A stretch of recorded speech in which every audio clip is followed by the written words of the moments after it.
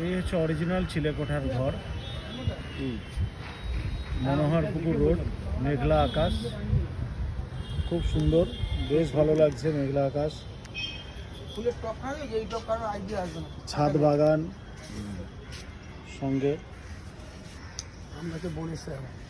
আম গাছে বলে এসেছে, মুকুল এসেছে, জবা, নানা ধরনের জবা, প্যাগোডা, আকাশ ভর্তি মেঘ, মেঘলা আকাশ। তো চিলেকোঠার ঘর আবার চলে যায়, সুন্দর।